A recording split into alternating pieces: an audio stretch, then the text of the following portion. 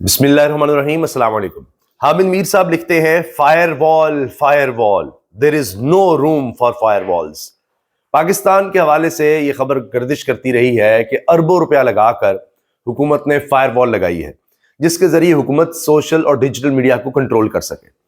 اب اس حوالے سے آپ دیکھیے کہ کہا جاتا ہے کبھی انٹرنیٹ سلو ہو جاتا ہے, کبھی چیزیں صحیح طرح نہیں چلتی, کبھی واٹس ایپ کا پرابلم بار بار آتا رہا, پچھلے دنوں بھی آتا رہا. اب اس طرح کی شکایت ہوتی ہے. اب سرکاری طور پر تو حکومت اس بارے میں کچھ نہیں بتاتی, بس معاملات ہی چل رہے ہیں کہ فائر وال لگی ہوئی ہے, اور انفیشلی جو لوگ اس چیز سے واقف ہیں وہ نام نہ ظاہر کرنے کی شرط پر اس طرح کی باتیں بھی کرتے ہیں. کئی صحافیوں نے بھی یہ بات کہی کہ فائر وال لگائی گئی لیکن اس طرح سے نہیں تھی, چائنا سے لائی گئی, پھر کسی اور ملک سے لی گئی, اس طرح کی باتیں ہوتی رہتی ہیں. حامد میر صاحب کہہ رہے ہیں firewall there is know fire وال. وہ ایلون مسک, دنیا کا امیر ترین آدمی, ٹیسلا اور ایکس کا مالک, ٹویٹر کا مالک, اس نے جو ویڈیو شیئر کی ہے حامد میر صاحب اس کو شیئر کرتے ہیں. یہ ہے امریکی نائب صدر, اور امریکی نائب صدر جو ہے وہ کہہ رہے ہیں کہ کوئی فائر وال نہیں ہوگی, کہیں فائر وال کا کوئی روم ہی نہیں ہے.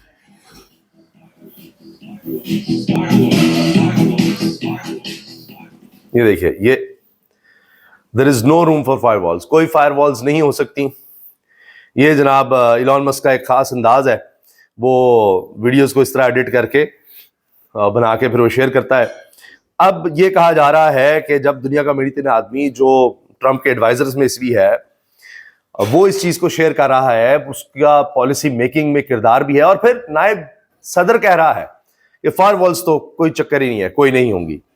اب یہاں پر پاکستان میں ایکس بند ہے, یہ یقیناً ایلون مسک کے نوٹس میں ہوگا. اس کی وجہ یہ ہے کہ یہ بات تو اس نے ٹویٹر پر ہی کسی کو جواب دیا تھا, کسی خاتون کو, کہ ہماری بات چیت چل رہی ہے سٹار لنک کے لیے, کہ یہاں پر انٹرنیٹ پاکستان میں پرووائڈ کرنے کے لیے یہاں اکثر سلو ہو جاتا ہے, مسائل آ جاتے ہیں, تو ہم حکومت سے اجازت طلب کر رہے ہیں, حکومت اجازت دے گی تو اس کے بعد پھر یہاں پر سٹار لنک آئے گا.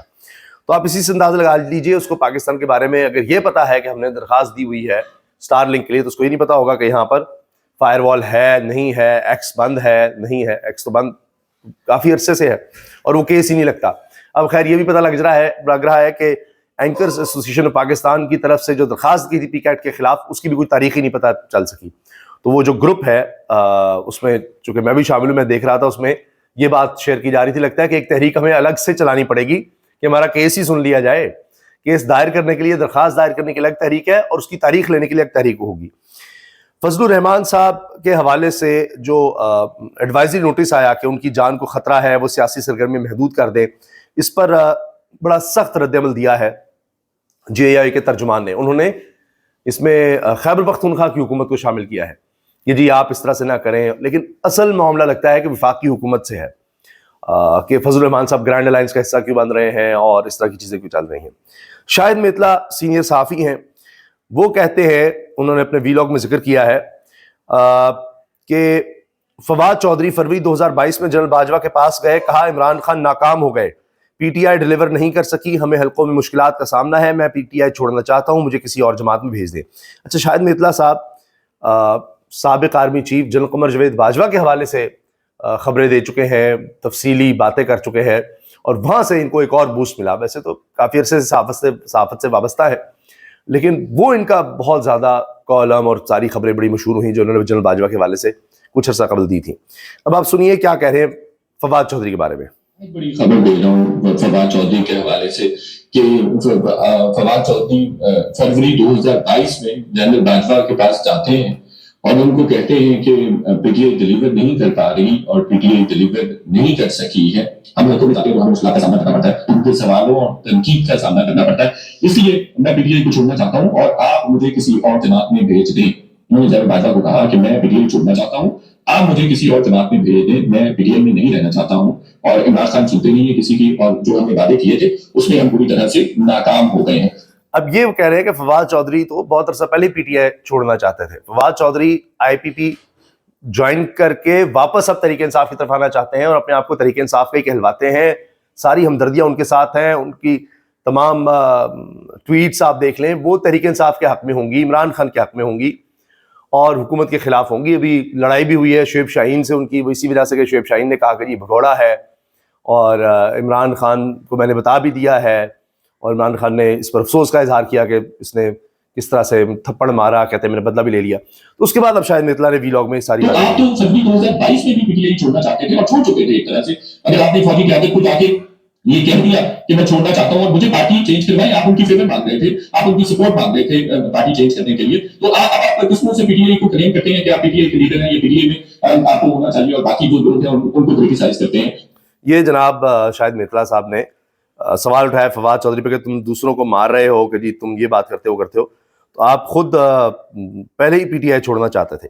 اس پر فواد چودھری نے جواب دیا ہے، اور یہ انہوں نے میسیجز کا اسکرین شاٹ بھی شیئر کیا ہے، اور اس میں وہ کہتے ہیں فواد چودھری، ہر وزیر اطلاعات کا چیلنج ہوتا ہے کہ بے شمار صحافی سرکاری نوکری چاہتے ہیں اور نہ ملنے پر بلیک میلنگ اور بکواس پر اتر آتے ہیں. کل ایک شاہد میتلا نامی نامعلوم صحافی کا ویلاگ میرے خلاف کسی نے مجھے بھیجا، میں حیران کہ یہ کون ہے اور کیا احمقانہ باتیں کر رہا ہے. پھر یاد آیا موصوف پی ٹی وی میں نوکری کے شدید امیدوار تھے. اس طرح کے سینکڑوں بلیک میلر آپ کو پاکستان کی صحافت میں در بدر ملتے ہیں. اور اس میں انہوں نے مبینہ طور پر ایک اسکرین شاٹ شیئر کیا جس میں لکھا ہے جی کہ شاہد میتلا کہہ رہے ہیں، چودھری صاحب ایک نوکری آپ نے پی ٹی وی میں نہیں دی، آپ کے ساتھ ہمارا کتنا تعلق تھا، چودھری شہباز صاحب کو بھی آپ نے نہ کر دی، وقت کی بات ہے. تو یہ انہوں نے شیئر کیا. بہرحال یہ فواد چودھری کہہ رہے ہیں. شاہد میتلا صاحب جو اینکرز کا گروپ ہے اس میں کہتے ہیں کہ جی مجھے اپنی کریڈیبلٹی ثابت کرنے کے لیے کوئی ثبوت دینے کی ضرورت نہیں ہے، صحافی مجھے جانتے ہیں، اور فواد چودھری کی کیا کریڈیبلٹی ہے وہ سب کے سامنے ہے. تو یہ اب ایک وار دونوں کے درمیان جنگ لگی ہوئی ہے. یہ ایک الگ جناب معاملہ چل رہا ہے. وکلاء بیرون ملک بیٹھے یوٹیوبرز کے لیے کام کرتے ہیں. عمران خان کو شکایات پر پی ٹی آئی رہنماؤں کے تحفظات کے جی سیاسی لوگ ہم ہیں اور وکلاء آپ کو شکایتیں لگاتی ہیں ہماری. باہر کے یوٹیوبرز جو ہیں وکلاء کو کچھ پیسے بھی دیتے ہیں اور خبریں نکلواتے ہیں، یہ کہا جا رہا ہے. یہ جیو کی خبر ہے.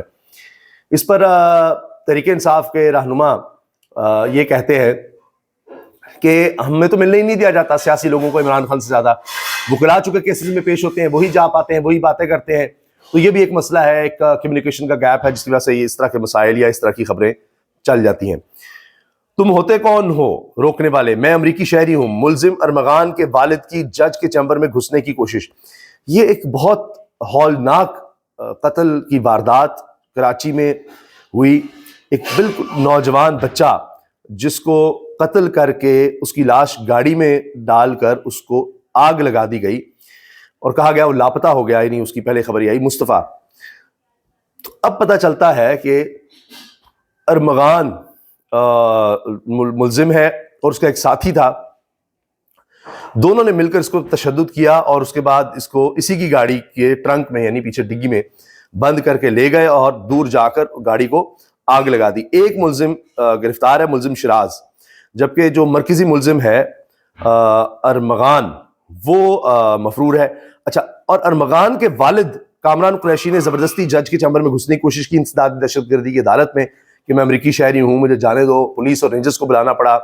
اب دیکھتے ہیں اس میں کیا کارروائی ہو رہی ہے. اور کہا جاتا ہے اس میں ایک لڑکی بھی انوالو ہے، وہ بیرون ملک جا چکی ہے. جو مقتول بچہ ہے اس کی والدہ اس لڑکی کو کہتی ہیں کہ اس کی وجہ سے سب کچھ ہوا.